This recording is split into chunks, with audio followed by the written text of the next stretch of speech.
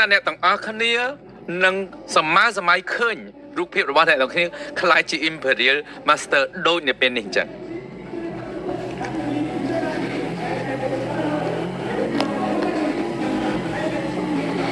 ហើយអ្នកដែលជោគជ័យនៅក្នុងអតូមីដែលមានតំណែងជា Imperial Master មិនមែនគ្រាន់តែជាអ្នកដែលជោគជ័យលើផ្នែកហិរញ្ញវត្ថុទេប៉ុន្តែជាអ្នកជោគជ័យដែលពោពេញទៅដោយចំណេះវិជ្ជាតាមរយៈការរៀនសូត្រពោពេញទៅដោយសេចក្តីស្រឡាញ់តាមរយៈការផ្ដល់ក្តីស្រឡាញ់ឲ្យមនុស្សជុំវិញខ្លួននិងការគោរពគ្នាទៅវិញទៅមកហើយក៏ជាអ្នកជោគជ័យដែលពោពេញទៅដោយការចែករំលែកទៅកាន់មនុស្សដែលជួបការលំបាកនៅក្នុងសង្គមផងដែរ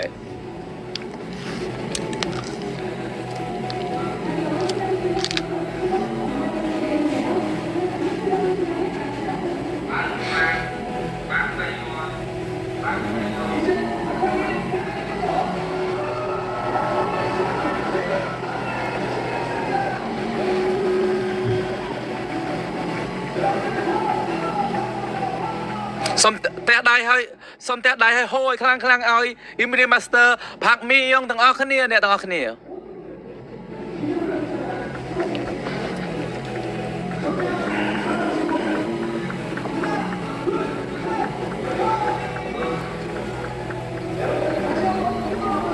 សុំតែដៃ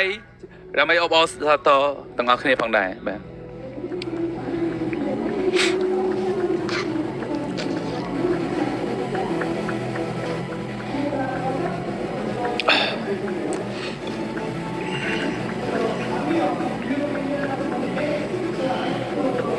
ចឹងយើងស្ដាប់ពីចំណាប់អារម្មណ៍របស់ Imperial Master ផាក់មីយ៉ងទាំងអស់គ្នាជំរាបសួរអ្នកទាំងអស់គ្នាខ្ញុំជា Imperial Master ថ្មីឈ្មោះផាក់មីយ៉ងសូមជំរាបសួរ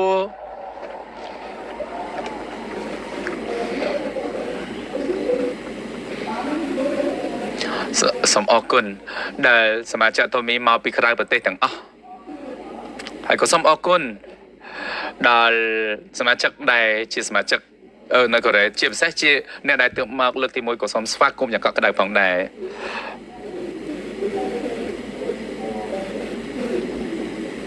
ហើយក៏សូមថ្លែង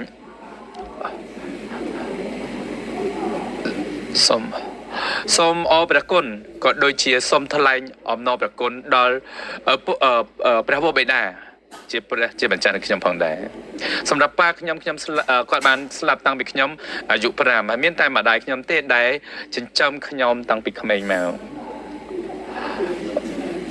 ការដែលស្ត្រីមេម៉ាយម្នាក់ចិញ្ចឹមមនុស្សម្នាក់ចិញ្ចឹមកូនវាមិនមែនជាងាយស្រួលទេព្រោះថាខ្ញុំដឹង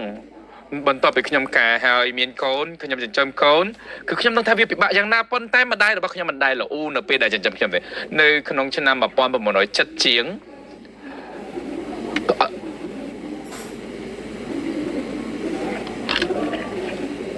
គឺក្នុងឆ្នាំ1900គឺយើងតែងតែមើលទូរទស្សន៍ជុំគ្នានៅតាមផ្ទះ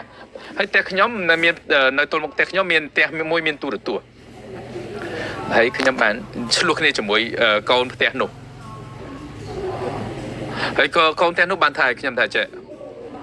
ហើយចាប់ពីថ្ងៃហ្នឹងទៅឈប់មកមើលទូរទស្សន៍ផ្ទះអញខ្ញុំពិតជាសោកសៅមែនទែនហើយខ្ញុំក៏បានរករឿងម៉ាក់ខ្ញុំនៅពេលគាត់មកពីធ្វើការទាំងយប់ហ្នឹងដល់ពេលស្អែកឡើងម៉ាក់ខ្ញុំក៏ទិញទូរទស្សន៍ឲ្យខ្ញុំផងដែរ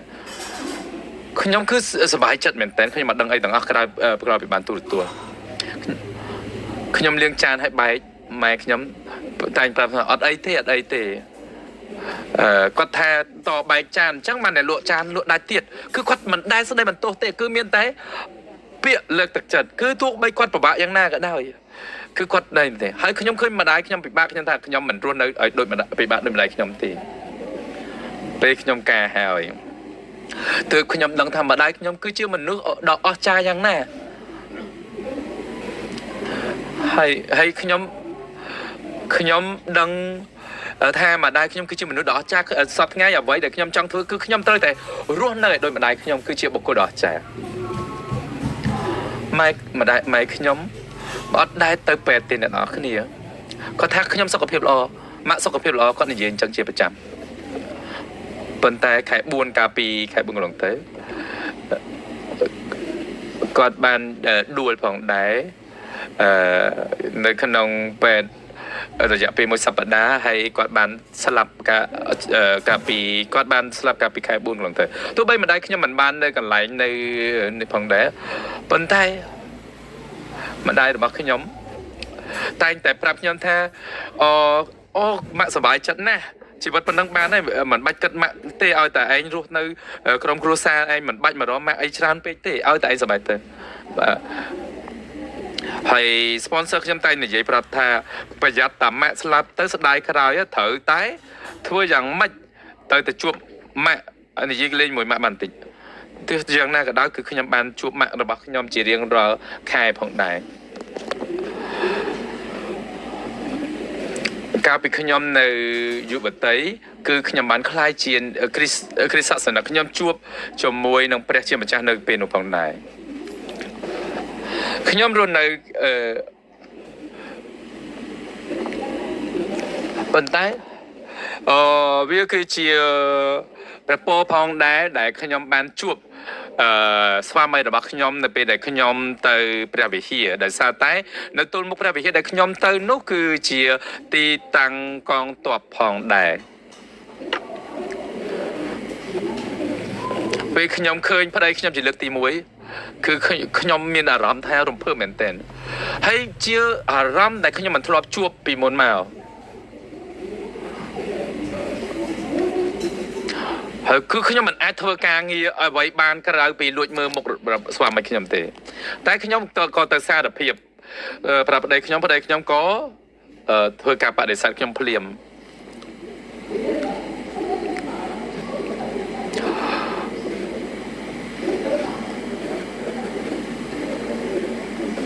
បាទនៅដល់ពេលនោះគឺខ្ញុំបានរៀបចំលែងកាត់ពីគាត់ប៉ុន្តែក្រោយមកគាត់ក៏ចាប់ផ្ដើមដើរជាមួយខ្ញុំយូរទៅគាត់ក៏សារភាពខ្ញុំវិញហើយខ្ញុំបានរៀបការជាមួយគាត់ពេលនៅពេលដែលខ្ញុំរៀបការជាមួយគ្នាពីរអ្នកខ្ញុំគឺអត់មានអីដូចគ្នាសោះតាមមកចំណុចគ្មានអីដូចគ្នាផងគេថាប្តីប្រពន្ធដូចជាឡូតូអញ្ចឹងប្រហែលជាឆ្នោតឡូតូដែលមិនត្រូវហើយមិនគេប្រៀបធៀបប្តីប្រពន្ធទៅជាឆ្នោតឡូតូខ្ញុំនៅពេលដែលខ្ញុំមានការឆ្លុះប្រកែកគ្នាបន្តិចម្ដងធ្វើឲ្យខ្ញុំរៀនពីគ្នាទៅវិញទៅមកបំពេញចន្លោះខ្វះខាតទៅគ្នាទៅវិញទៅមកហើយអត្តចរិតរបស់ខ្ញុំគឺគ្មានការរៀបគ្រោងទុកមុនទេហើយខ្ញុំគ្មានកម្រងទេគឺខ្ញុំធ្វើភ្លាមដោយគ្មានកម្រងសឹងតែគ្រប់រឿង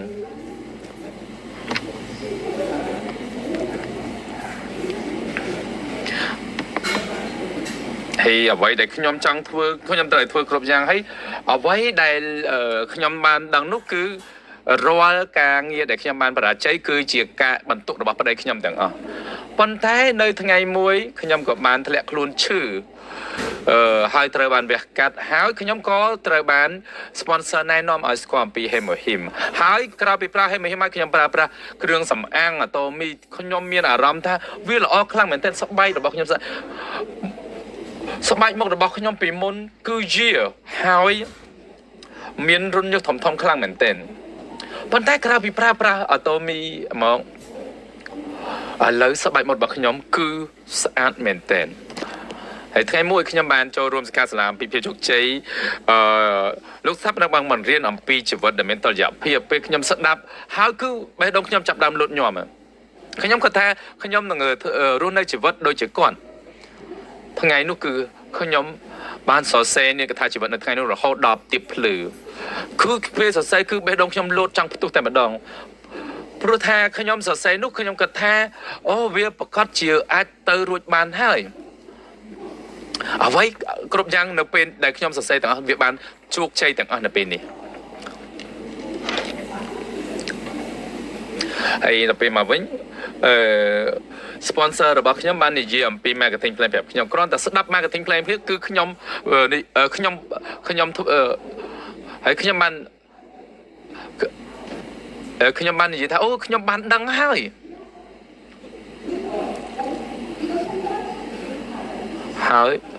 ខ្ញុំក៏ថាអូវាគឺជាការផ្ដល់នៅកម្លាំងចិត្តឲ្យខ្ញុំថាខ្ញុំអាចហើយខ្ញុំ ខ្ញុំក៏បានដឹងថាអូកូនស្រីខ្ញុំតែខ្ជិលទៅសាលាអញ្ចឹងខ្ញុំលែងបង្ខំគាត់ទៅសាលាហើយកូនរបស់ខ្ញុំអាយុ6ឆ្នាំហ្នឹងគឺខ្ញុំអត់ធ្វើបាយឲ្យទេហើយខ្ញុំបានសុំឲ្យប្រពន្ធខ្ញុំប៉ុន្តែប្រពន្ធស្វាមីរបស់ខ្ញុំគាត់តែងតែស្ដាប់របស់ខ្ញុំស្ដាប់នៅអ្វីដែលខ្ញុំស្នើសុំ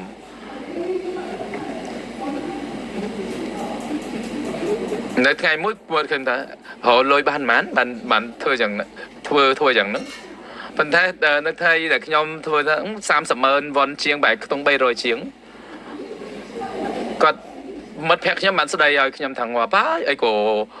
ខំមកម៉េះលុយមួយខែ300ជាងចុះធ្វើតែប៉ុណ្្នឹងដល់ពេលស្អែកឡើងប្តីខ្ញុំក៏មកនិយាយមកខ្ញុំអ៊ំឡាញ់ថ្ងៃហ្នឹងយើងត្រូវនិយាយគ្នាអញបាន$300ជាងខ្ញុំអត់អានគេអត់បានលក់សិននេះប៉ុន្តែឯងមិនក៏គេលក់ម៉េះហេតុអីបានគេលក់ឡើងស្រួលហើយជិះយន្តហោះរហូតអញ្ចឹងហើយថាខ្ញុំក៏ថាដឹងហើយខ្ញុំក៏បានមកបង្ហាញឥឡូវបាន37,000ក្នុងរយៈពេល3ខែទេតែ sponsor ខ្ញុំចាប់ផ្ដើមតែមុនតែខ្ញុំតែកន្លះឆ្នាំទេតែមួយខែបាន3,000ឥឡូវហ្នឹងទៅ30,000មែនប៉ុន្តែខ្ញុំហ៊ានធានាថាខ្ញុំនឹងបានរាប់ពាន់$10,000រាប់ពាន់$10,000ឲ្យអញឃើញប្តីខ្ញុំគាត់ជាអ្នកធ្វើ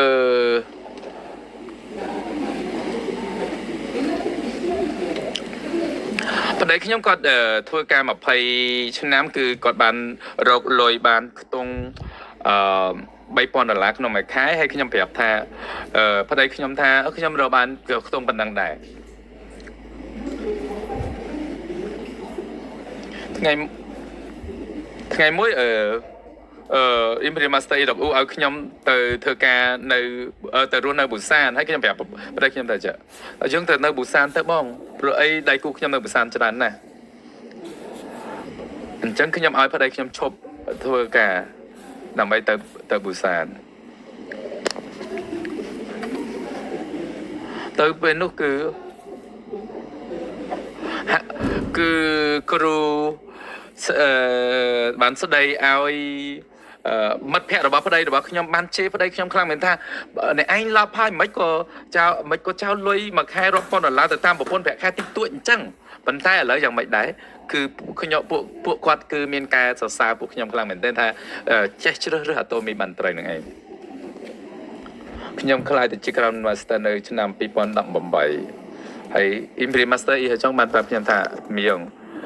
Crown ទៅបានប៉ុន្តែបើចង់ខ្លាចទៅជាCrown អញ្ចឹងធ្វើត្រូវតែពង្រីកដៃគូទៅតំបន់ផ្សេងទៀតហើយខ្ញុំក៏បបួលប្តីខ្ញុំឲ្យរើផ្ទះចេញពីបុសានទៅនៅសូអ៊ូលទៀតដូច្នេះខ្ញុំក៏បានទិញផ្ទះវិឡាថ្មីមួយឲ្យប្តីរបស់ខ្ញុំ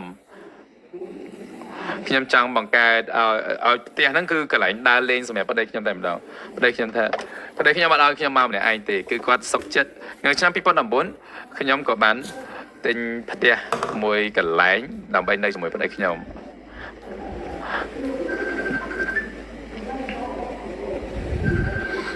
ហើយប្តីខ្ញុំគាត់នៅផ្ទះទូឡើងសប្បាយទោះបីខ្ញុំអត់នៅក៏ដោយ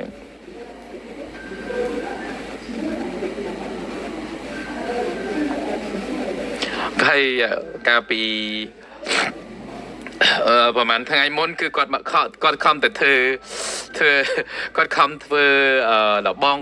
ផ្ទះខ្លាចខ្ញុំល្អិលនៅពេលខែព្រិលហើយដល់ពេលអញ្ចឹងគាត់ក៏ដួលចដាទៅរបួសជើងអញ្ចឹងគាត់អាចមកបានគាត់នៅមន្ទីរពេទ្យដូច្នេះទើបខ្ញុំនៅទីនេះម្នាក់ឯងហើយគាត់ផ្ដាំផ្ញើថាសូមអភ័យទោសដែលគាត់មិនបានចូលរួមនៅថ្ងៃនេះដល់អ្នកនរគ្នាផងដែរភាពជោគជ័យនៅអាតូមីមិនមែនជោគជ័យម្នាក់ឯងទេរាល់ក្រុមគ្រួសារយើងទាំងអស់គឺនឹងរស់នៅដោយសម្បូរសប្បាយពោពេញដោយការរៀនសូត្រសេចក្តីស្រឡាញ់និងមានការចែករំលែកផងដែរកូនរបស់ខ្ញុំគឺអាចធ្វើអ្វីដែលគាត់ចង់ធ្វើហើយកូនខ្ញុំឥឡូវខ្ញុំបាន ឆ្នាំក្រោយខ្ញុំមានកូនប្រសាអ្នកទាំងអស់គ្នាហើយសម្រាប់កូនប្រុសខ្ញុំដែលរៀនហ្នឹងគាត់ថាខ្ញុំចេះតែរៀនទេឥឡូវគាត់រៀនយកឋានៈបណ្ឌិតនៅសហរដ្ឋអាមេរិកផងដែរហើយខ្ញុំគិតថានៅក្នុងជីវិតរបស់ខ្ញុំក៏សុទ្ធតែរស់នៅក្នុងជីវិតដ៏មានតុល្យភាពផងដែរ$1 លាននៅលើឆាននេះមិនមែនជាលុយទេតែវាគឺជាក្តីសង្ឃឹមវាគឺជាភ័ស្តុតាងដែលអាតូមីបានបង្ហាញអំពីការគោរពនៅកិច្ចសន្យារបស់ខ្លួនឯងដូច្នេះខ្ញុំបន្ទាប់ពីខ្ញុំខ្លះជាទៅខ្ញុំនឹងបញ្ចេញសកម្មភាពឲ្យคล้ายទៅជាអ្នកអាតូមីប្រកាសហើយខ្ញុំឃើញគាត់ចង់គាត់បានបរិច្ចាគ$1 លានសម្រាប់ការប្រាក់របស់គាត់ចុះពេលខ្ញុំបាន$1 លានហ្នឹងតើខ្ញុំយកលុយ$1 លានហ្នឹងធ្វើម៉េចធ្វើអញ្ចឹងឲ្យខ្ញុំធ្វើម៉េចលុយ$1 លានហ្នឹងចង់គាត់គឺជាស្ត្រី single តែខ្ញុំមានកូនមានប្រពន្ធមានប្តីហើយខ្ញុំគិតច្រើនមែនទែនហើយខ្ញុំខ្ញុំបានរកឃើញវិធីសាស្ត្រហើយតើត្រូវចាយលុយហ្នឹងមិនខ្ញុំមិនអាចខ្ញុំនឹងយក$1 លានទៅចែកធ្វើការបរិច្ចាគម្ដងតិចខ្ញុំនឹងធ្វើការយកលំនាំតាមគឺ application ដោយ sponsor របស់ខ្ញុំហើយសម្រាប់ការចែកម្លែកនេះគឺវាចេញពីវប្បធម៌របស់លោកស្ថាបនិកផាអង់គ្លេសផងដែរគឺខ្ញុំសូមអរគុណទៅដល់ដៃគូទាំងអស់ក៏ដូចជាសូមអរគុណទៅដល់ sponsor ដែលដឹកដៃខ្ញុំមកកាន់ទីនេះផងដែរហើយក៏សូមអរគុណដល់អាតូមីជាពិសេសលោកស្ថាបនិកផាអង់គ្លេសដែលបង្កើតក្រុមហ៊ុនដ៏អស្ចារ្យផងដែរសូមអរគុណទៅដល់បុគ្គលិកទាំងអស់ផងដែរហើយអ្វីដែល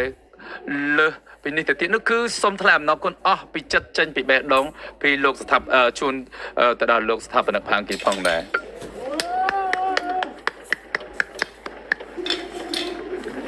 លោកស្ថាបនិកនឹងថាគាត់ចាំអត់ទេកាលឆ្នាំ2011ខ្ញុំខ្លាចជា Diamond Master នោះខ្ញុំសូមអរគុណគាត់ខ្លាំងមែនទែននៅពេលនោះខ្ញុំនិយាយថាខ្ញុំបានក្រាបថ្វាយបង្គំគាត់ម្ដងដែលមិនដឹងថាគាត់ចាំប្រហែលគាត់ចាំថ្ងៃហ្នឹងខ្ញុំមិនអាចក្រាបថ្វាយបង្គំបានទេដោយសារខ្ញុំស្លៀករ៉ូបហ្នឹងរ៉ូបណាស់អត់អាចអោនក្រាបបានទេសុំទោសផងលោកកញ្ញាអ្នកទាំងគ្នាបើសិនជាអ្នកទាំងអស់គ្នាកំពុងតែឆ្ងល់ថាខ្ញុំអាចធ្វើបានអត់អ្នកទាំងអស់គ្នាមើលមកខ្ញុំគឺជាមនុស្សធម្មតាគឺអាចមកដល់ទីនេះបានដូច្នេះអ្នកណាក៏ដោយអាចខ្លាយទៅជាអ្នកជោគជ័យបានឲ្យតែអ្នកទាំងអស់គ្នាមានឆន្ទៈក្នុងការចាប់ដៃគូរបស់អ្នកទាំងគ្នាមិនបោះបង់ដើរទៅមុខជាមួយគ្នានោះអ្នកទាំងអស់គ្នានឹងធ្វើជោគជ័យហើយគោលដៅរបស់ខ្ញុំគឺអូតូ Imperial Master ហើយខ្ញុំនឹងខិតខំប្រឹងប្រែងជួយដៃគូរបស់ខ្ញុំឲ្យខ្លាយទៅជា Imperial Master ជាច្រើនដើម្បីដើរជាមួយគ្នាជាចុងក្រោយយើងស្រែក make Imperial Master 3 ដងយើងនឹងបញ្ចប់ទាំងអស់គ្នារួចរាល់នៅចាប់ផ្ដើម make imperial សូមអរគុណបាទចាប់ហើយខ្ញុំសូមអត់បកប្រែត្រឹមប៉ុណ្ណឹងរៀបអីវ៉ាន់បាទសូមអរគុណ